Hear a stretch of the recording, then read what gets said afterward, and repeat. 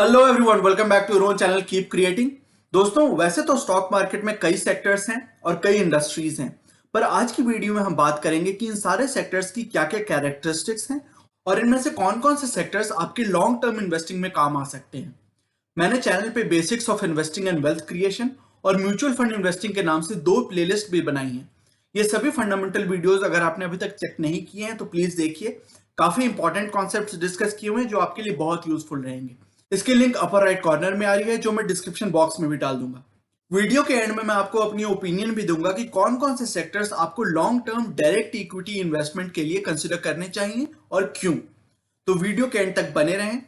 इस सीरीज की next video में हम इन्हीं सारे सेक्टर्स के स्पेसिफिक स्टॉक्स की एक एक करके डिटेल चर्चा करेंगे।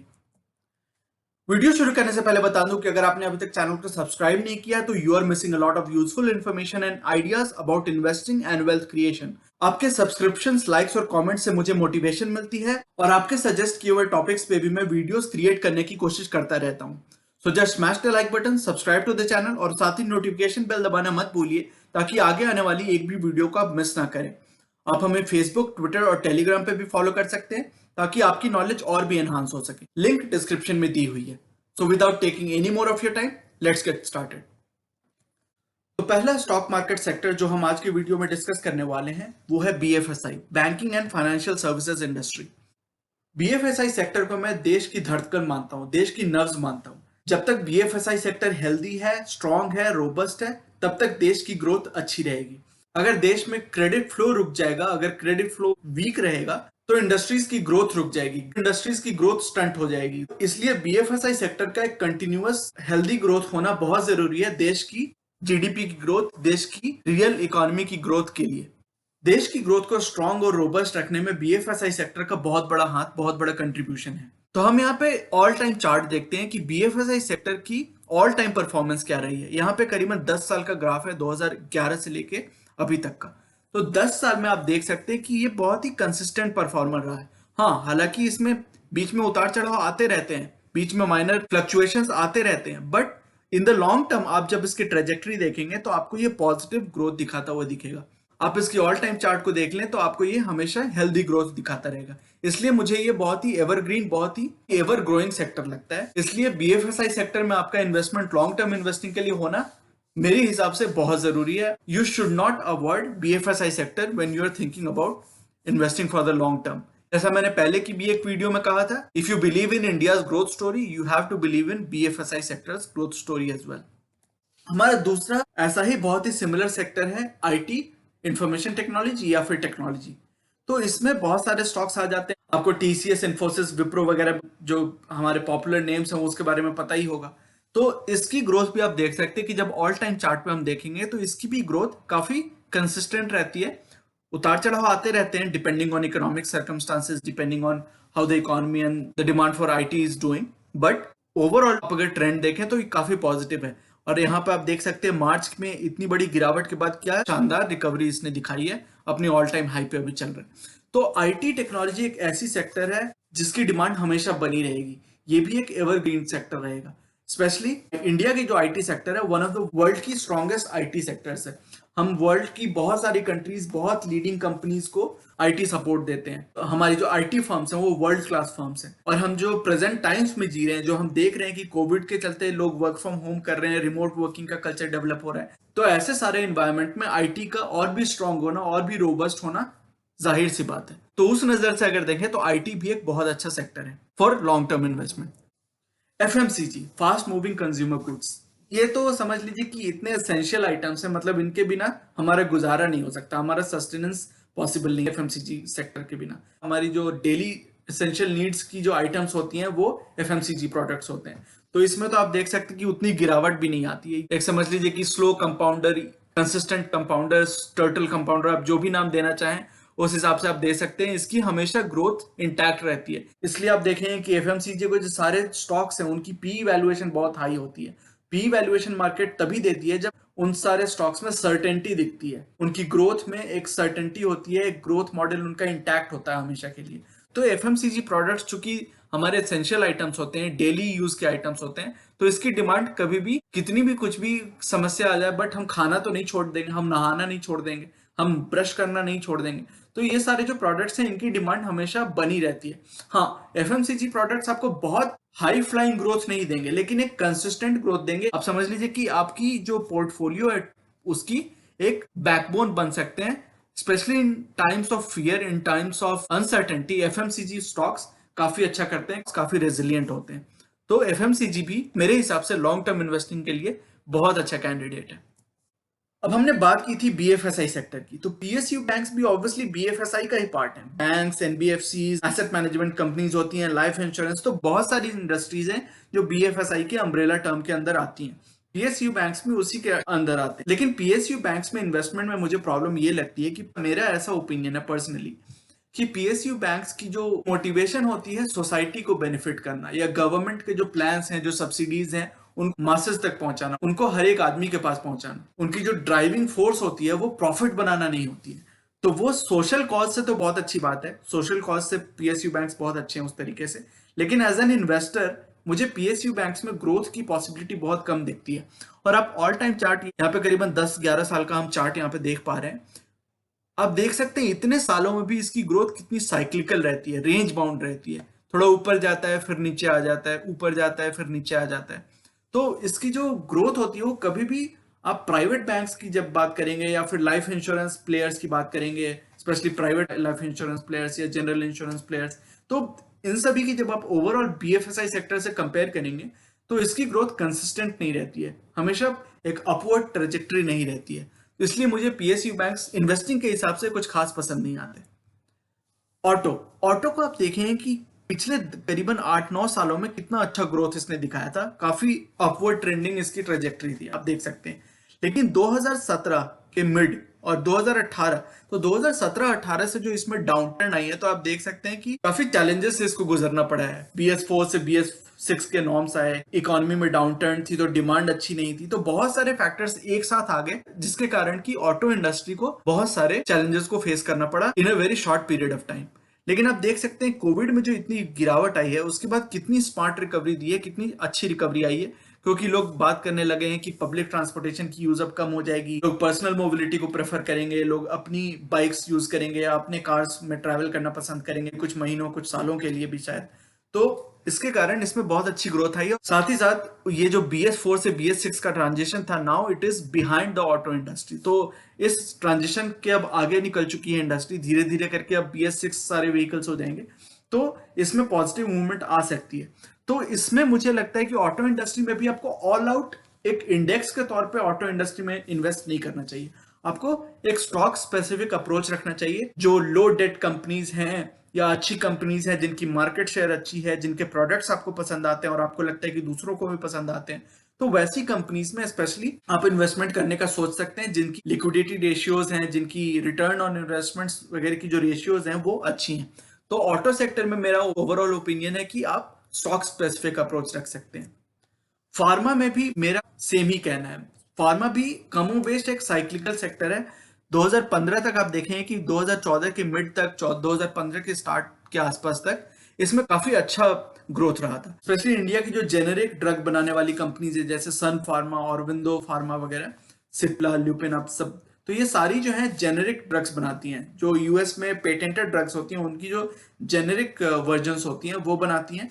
तो 2015 तक तो बहुत ही शानदार इसने ग्रोथ दिखाया था, लेकिन उसके बाद से आप देख सकते हैं कि क्या डाउनटर्न आई।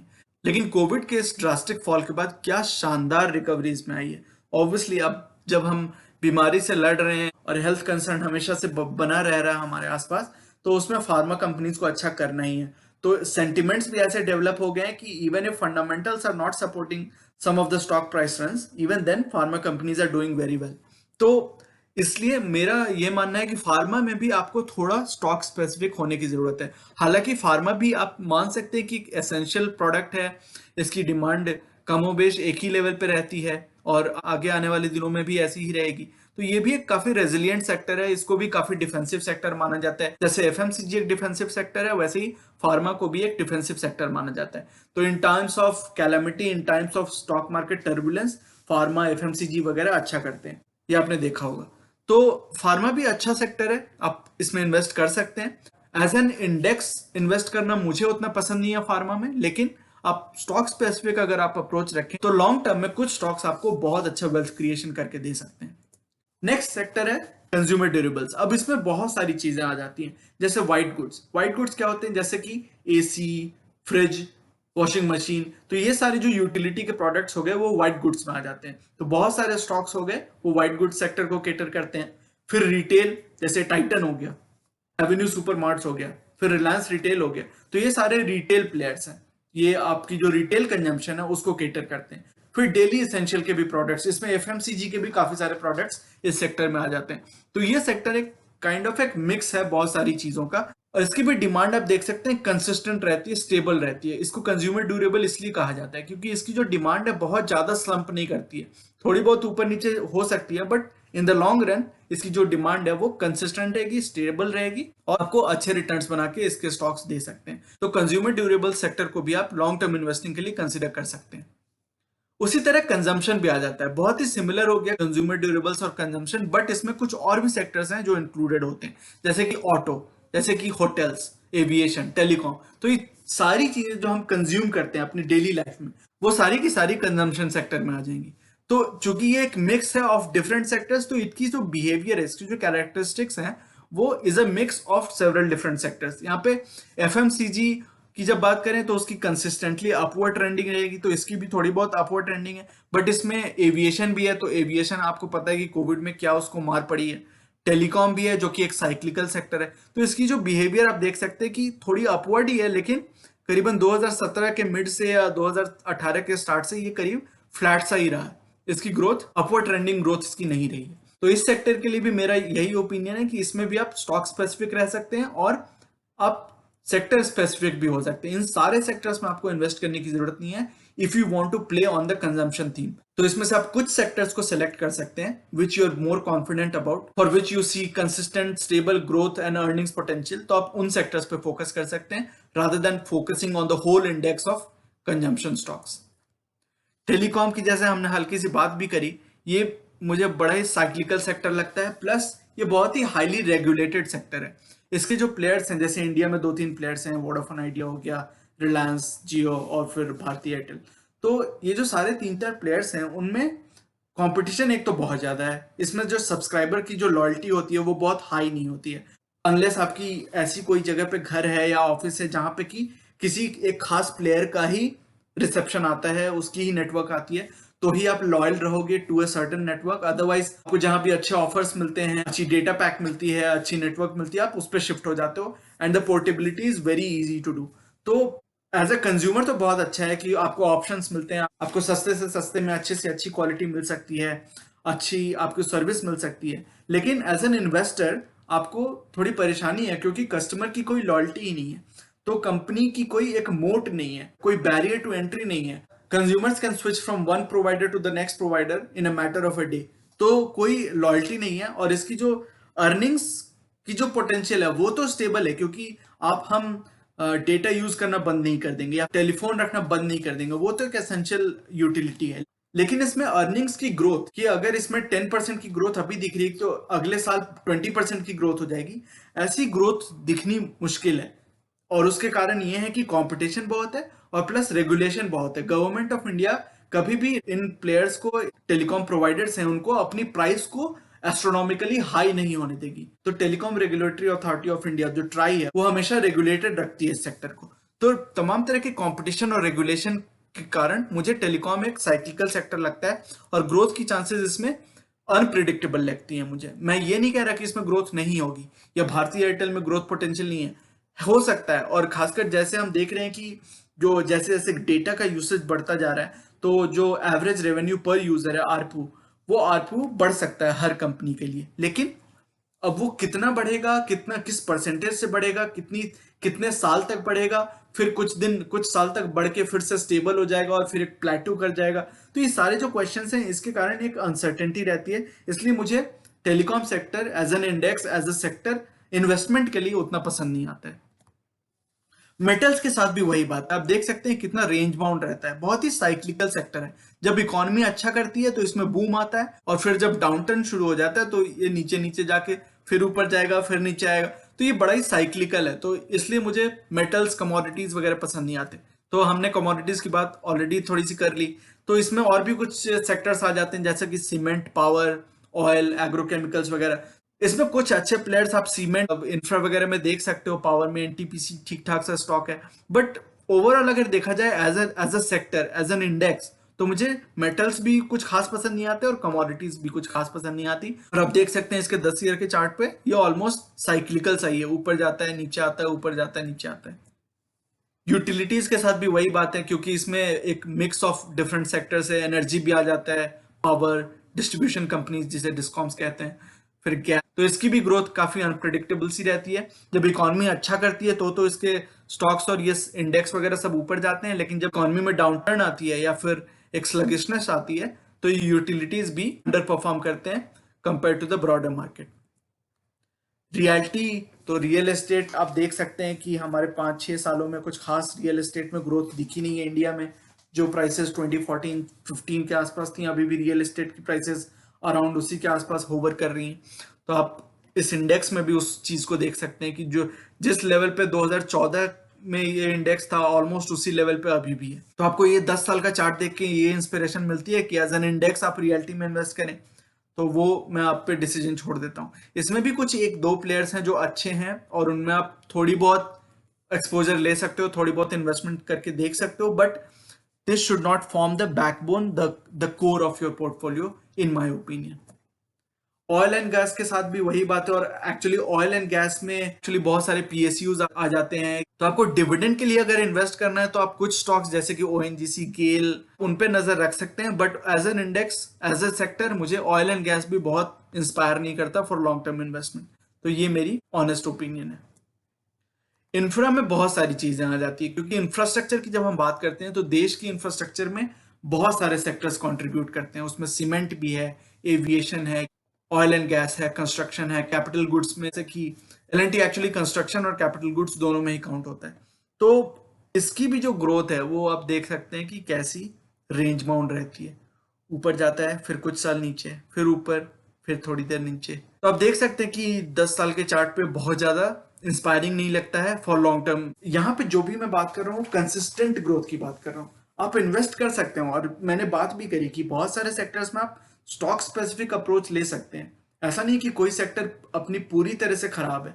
ऑब्वियसली उनकी उसकी एक जगह है, उसकी यूटिलिटी है। उस सेक्टर के बिना भारत नहीं चल सकता, उस सेक्टर के ग्रोथ के बिना इंडिया की ग्रोथ नहीं हो सकती। लेकिन as an investor, as a retail investor, मुझे लगता है कि आपको ऐसे सेक्टर्स के साथ स्टिक करना चाहिए जिनकी ग्रोथ में आपको कोई शक ना हो, कोई अनसर्टेनिटी ना हो, और जिसकी अर्निंग्स की पोटेंशियल तो दिख ही रही हो, साथ ही साथ अर्निंग्स की ग्रोथ की भी पोटेंशियल आपको दिख रही हो। जैसे हमने टेलीकॉम सेक्टर की बात की, अर्निंग्स की तो विजिबिलिटी है, ये पता है कि हमेशा उनको अर्निंग्स आती रहेंगी, क्योंकि हम टेलीफोन यूज करना और डेटा कंज्यूम करना बंद नहीं कर देंगे। तो अर्निंग्स तो आती रहेंगी, बट अर्निंग्स में ग्रोथ कितनी होगी, किस कंपाउंडिंग से वो ग्रोथ बढ़ेगी, इस पे अनसर्टेनिटी है, because of all the regulation and competition. तो इसलिए वैसे सेक्टर्स जिसमें ग्रोथ की विजिबिलिटी ना हो, उन सेक्टर्स से रिटेल इन्वेस्टर्स को बचना चाहिए इन माय ओपिनियन। एनर्जी की अगर बात करें तो एनर्जी में बहुत सारे सेक्टर्स आ जाते हैं, जैसे कि पावर डिस्ट्रीब्यूशन कंपनीज और गैस। और इसमें एक बात और ध्यान रखना पड़ेगा कि जब हम ऑयल एंड गैस और एनर्जी वगैरह की बात करें तो रिलायंस अभी तक एनर्जी में ही काउंट होता है, जबकि रिलायंस एक कॉन्ग्लोमरेट हो गया है और बहुत सारे सेक्टर्स में अब रिलायंस जियो का आपको पता ही होगा, रिलायंस रिटेल में है, तो टेलीकॉम में भी है, रिटेल में भी है, तो बहुत सारे सेक्टर्स का एक मिक्स हो गया है रिलायंस। तो रिलायंस की ग्रोथ चूंकि पिछले 1-1.5 साल में बहुत अच्छी रही है, तो ये सेक्टर आपको अच्छा ग्रोथ दिखाता हुआ दिख रहा है। लेकिन इस सेक्टर में भी आप देख सकते हैं कि थोड़ी अनसर्टेनिटी रहती है बहुत। ये करीब 2010 के स्टार्ट से 2016 तक ये सेक्टर ऑलमोस्ट फ्लैट रहा, ये इंडेक्स ऑलमोस्ट फ्लैट रहा। तो क्या आप 6-7 साल के फ्लैट ग्रोथ को डाइजेस्ट कर सकते हैं, ऑब्जॉर्व कर सकते हैं? क्या आपके गोल्स वेट कर सकते हैं 6-7 साल of no performance at all? तो अगर आपके अंदर वो एपेटाइट है, अगर आप वेट कर सकते हैं, तो आप कॉल ले सकते हैं ऐसे सेक्टर्स में। बट अदरवाइज मेरा ये मानना रहता है कि एज अ रिटेल इन्वेस्टर आपको ऐसे सेक्टर से थोड़ी दूरी बना के रखनी चाहिए। आप स्टॉक स्पेसिफिक हो सकते हैं, थोड़ी बहुत इन्वेस्टमेंट कर सकते हैं, but the bulk of your investment should be in more stable, more evergreen sectors. बहुत सारे थॉट्स हमने एक्चुअली ऑलरेडी डिस्कस कर लिए कि मेरा ये मानना है कि आपको हमेशा as a retail investor focus करना चाहिए एवरग्रीन रेजिलियंट सेक्टर्स पे। अब बीएफएसआई को मैंने पहले ही कहा कि एक एवरग्रीन, एक एसेंशियल सेक्टर में मानता हूं। अगर कंट्री को ग्रो करना है तो बीएफएसआई को ग्रो करना ही होगा। बट बीएफएसआई में आपको एक माइंडफुल रहना पड़ेगा एसेट क्वालिटी और पास्ट लेंडिंग रिकॉर्ड के लिए, कि किसी भी कंपनी की, किसी भी, अगर आप बैंक में इन्वेस्ट कर रहे हैं, किसी एनबीएफसी में भी इन्वेस्ट कर रहे हैं, तो आपको इन्वेस्ट करने से पहले उसकी पास्ट रिकॉर्ड देखनी पड़ेगी, उसके फंडामेंटल्स को चेक करना पड़ेगा, उसके रिटर्न रेशियोज, उसकी मैनेजमेंट, जो एसेट क्वालिटी है, उसकी एनपीएस है, इन सब सभी चीजों को होलिस्टिकली चेक करके तब आपको इन्वेस्ट करने की जरूरत है। तब आप अच्छा ग्रोथ कर सकते हैं बीएफएसआई सेक्टर में। बीएफएसआई सेक्टर एक हाई बीटा सेक्टर माना जाता है। हाई बीटा का मतलब क्या है? जब आपको वो पॉजिटिव ग्रोथ देगा तो मार्केट से भी बेहतर परफॉर्मेंस करके देगा, मार्केट से भी अच्छी उसकी ग्रोथ रहेगी। लेकिन जब वो गिरेगा तो मार्केट से ज्यादा गिरेगा। तो हम हर संडे को जो रात की वीडियो देखते हैं तो उसमें बहुत सारे स्टॉक्स की चर्चा करते हैं, राइट, स्पेसिफिक स्टॉक्स की, which are available at good levels for that week. तो उसमें हम हमेशा एक टर्म की बात करते हैं, बीटा, राइट। उसको याद होगा आपको कि जब बीटा 1 से कम होती है तो हम मानते हैं कि वो मार्केट से कम वॉलेटाइल है, और बीटा जब 1 से ज्यादा होती है तो हम मानते हैं कि वो स्टॉक मार्केट से ज्यादा वॉलेटाइल है। तो बीएफएसआई सेक्टर की आपने पहले भी देखी होगी उन सारी वीडियोस में कि बीएफएसआई सेक्टर के जितने भी स्टॉक होते हैं वो यूजुअली उनकी बीटा 1 से ज्यादा होती है। तो वही मैं यहाँ पे भी कह रहा हूँ कि BFSI sector as a whole, as a sector, वो हाई बीटा सेक्टर माना जाता है। लेकिन एफएमसीजी, आईटी और कंजम्पशन मुझे लगता है कि बहुत ही एवरग्रीन, बहुत ही स्टेबल और ऐसे सेक्टर्स हैं जिनकी डिमांड आसानी से तो कम नहीं होगी। कोई कैलामिटी, कोई कैटास्ट्रोफी आ जाएगी तो अलग बात है, तो फिर हमारे आपके इन्वेस्टमेंट की बात कम होगी, हमारी लाइफ की बात ज्यादा हो जाएगी कि हम सरवाइव कैसे करने वाले। But unless some huge catastrophe hits us, तब तक ऐसे सेक्टर्स जैसे कि एफएमसीजी, आईटी और कंजम्पशन, ये मुझे बहुत ही solid fundamentals, solid robust growth दिखाने वाले सेक्टर्स लगते हैं। तो ऐसे सेक्टर्स में आप जरूर इन्वेस्ट कर सकते हैं for long term. Cyclical sectors, जितने भी हमने साइक्लिकल सेक्टर्स देखे, हमने टेलीकॉम देखा, मेटल्स देखे, कमोडिटीज, यूटिलिटीज, एनर्जी, ये सब सारे जो साइक्लिकल सेक्टर्स देखे, उसमें आप as a retail investor, as a direct stock investor, आप इन्वेस्ट करने से थोड़ा दूर रहें। मेरी ऐसी ओपिनियन है। आप एवरग्रीन रेजिलियंट सेक्टर्स पे ज्यादा फोकस करें। आप इनमें भी इन्वेस्ट कर सकते हैं बट उसमें आपको स्टॉक स्पेसिफिक होना पड़ेगा। और ऐसे सेक्टर्स एज अ होल आप रियलिटी में इन्वेस्ट करने की जो डिसीजन है, या फिर मेटल्स और कमोडिटीज में इन्वेस्ट करने की जो डिसीजन है, वो फंड मैनेजर्स पे छोड़ दें, वो म्यूचुअल फंड्स पे छोड़ दें। आपकी म्यूचुअल फंड में तो एसआईपी चल ही रही है, आप म्यूचुअल फंड्स पे इन्वेस्ट कर ही रहे हो। तो अगर किसी फंड मैनेजर को उन सारे सेक्टर्स में ग्रोथ की पोटेंशियल दिखती है for a short period of time, और for a medium period of, let's say 4, 5, 10 years period of time, तो वो उसमें ऑब्वियसली इन्वेस्ट करेगा। तो आपको टेंशन लेने की जरूरत नहीं है। आप स्टिक करो एवरग्रीन रेजिलियंट सेक्टर्स पे, क्योंकि उसमें आपको पीस ऑफ माइंड रहेगा। कोई एंजाइटी नहीं होगी कि यार आज इस सेक्टर में क्या ग्रोथ रहेगी, अगले 2 साल में इसकी क्या ग्रोथ पोटेंशियल मुझे दिख रही है, क्या ग्रोथ आउटलुक है इस सेक्टर के लिए। तो वो सब आपको टेंशन लेने की जरूरत नहीं पड़ेगी। वो सब टेंशन आपके लिए फंड मैनेजर्स ले सकते हैं when you are investing in mutual funds. तो ये जो साइकिल की टाइमिंग होती है कि अब कमोडिटीज में अच्छा ग्रोथ आएगा, अब टेलीकॉम में अच्छा ग्रोथ आएगा, अब मेटल्स में अच्छा ग्रोथ आएगा, या ग्रोथ नहीं आएगा, जो ये टाइमिंग की जो डिसीजंस है, ये साइकिल टाइमिंग की जो डिसीजन है, ये आप म्यूचुअल फंड्स पे छोड़ दो, फंड मैनेजर्स पे छोड़ दो। आप वो डिसीजन प्ले करने की और एंजाइटी अपने सर लेने की कोशिश मत करो, ऐसा मेरा मानना है। लेकिन इसमें भी मैं कहूंगा कि अगर आपको कोई स्टॉक, जैसे एल एन टी एक अच्छा स्टॉक है, हाँ उसने कुछ सालों से ग्रोथ नहीं दिया, लेकिन इंडिया का one of the best infrastructure stocks है, एक बहुत बड़ा कॉन्ग्लोमरेट है, बहुत ही स्ट्रॉन्ग फंडामेंटल्स है। तो एल एन टी कहीं जाएगा नहीं, एल एन टी बैंकरप्ट नहीं होगा, इसकी गारंटी है। बट कब ग्रोथ देगा, ये आपको थोड़ा पेशेंट रहना पड़ेगा। तो ऐसे सेक्टर्स में ये जो साइकिल टाइमिंग की बात है वो आप म्यूचुअल फंड्स में छोड़ दो, ऐसा मेरा प्रेफरेंस रहता है। अब ऐसे सेक्टर्स जो कि क्वाजाई साइक्लिकल हैं, जो half cyclical half evergreen type के हैं, जो मिक्स हैं, जैसे कि ऑटो, फार्मा, इसमें हमने देखा कि बहुत साल तक इनमें अच्छी ग्रोथ रही थी, पर पिछले 2, 3, 4 साल से इनकी ग्रोथ अच्छी नहीं रही है। क्योंकि ऑटो में जैसे हमने बात की कि BS4 टू BS6 ट्रांजिशन था, स्लो ग्रोथ थी, स्लो कंजम्पशन था, स्लगिश ग्रोथ आउटलुक थी, तो ऑटो की ग्रोथ अच्छी नहीं हुई पिछले 2, 3 सालों में, लेकिन अब अच्छी ग्रोथ दिख रही है। फिर फार्मा में भी वैसे ही है कि हमेशा इनमें रेगुलेटरी एक ओवरहैंग रहता है, क्योंकि जो जेनेरिक ड्रग बनाने वाली कंपनीज हैं उनमें हमेशा एक FDA का पंगा चलता रहता है कि FDA उनको अलाउ करेगी नहीं करेगी, किसी ड्रग को बैन कर देगी कुछ। तो ऐसा हमेशा इसमें एक न्यूज आती रहती है कि आज एफडीए ने इनकी मैन्युफैक्चरिंग फैसिलिटी को अलाउ कर दिया, आज एफडीए ने इस ड्रग को मना कर दिया, बैन कर दिया। तो ये जो सारी रेगुलेटरी इश्यूज रहती हैं फार्मा में, specially when it comes to generic drug industry India की, जैसे ऑटो एंड फार्मा मैंने एग्जांपल के तौर पे यहाँ पे दिया है कि ये क्वाजाई साइक्लिकल मुझे लगते हैं। तो ऐसी सेक्टर जो कि एक मिक्स है बिटवीन एवरग्रीन एंड साइक्लिकल, तो उसमें आप स्टॉक स्पेसिफिक अप्रोच रख सकते हैं। जैसे कि इसमें कुछ डेट फ्री कंपनीज हैं या स्ट्रॉन्ग फंडामेंटल वाली कंपनीज हैं जिनकी जो ब्रांड इमेज है वो बहुत ही स्ट्रॉन्ग है, जिसमें एक ब्रांड रिकॉल का फैक्टर है। तो ऐसी स्टॉक्स में आप नजर बना के रख सकते हैं। जब ब्रॉड इंडेक्स आप इन्वेस्ट ना करें, बट उसमें स्टॉक स्पेसिफिक आप अप्रोच रख सकते हैं।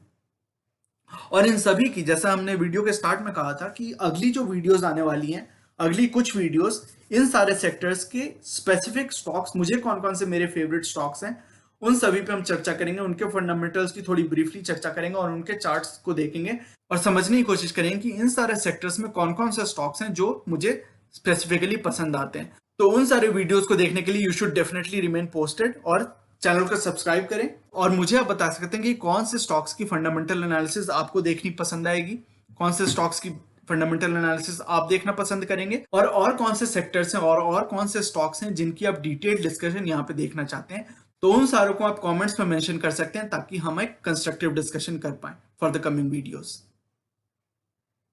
तो दोस्तों ये था आज का वीडियो। ये सेइंग जो कि है नॉलेज इज पावर सुप्रीम, ये इस चैनल का मिशन है जो कि है आप तक सही नॉलेज पहुंचाना। आगे आने वाली वीडियोस में हम mutual fund, investing, asset allocation और डायरेक्ट स्टॉक्स से रिलेटेड कई सारी एनालिसिस करेंगे और बहुत सारे इंटरेस्टिंग टॉपिक्स को डिस्कस करेंगे। So you should definitely subscribe to the channel and remain posted for further updates. आज की वीडियो का कंटेंट अगर आपको पसंद आया है तो वीडियो करें लाइक। अगर आपको लगता है कि इस इंफॉर्मेशन से किसी की मदद हो सकती है तो इसे अपने दोस्तों और फैमिली मेंबर्स के साथ शेयर करें और चैनल को करें सब्सक्राइब। मिलते हैं अपने अगले वीडियो में एक और टॉपिक के डिस्कशन के साथ। तब तक के लिए take care and see you soon. Bye bye.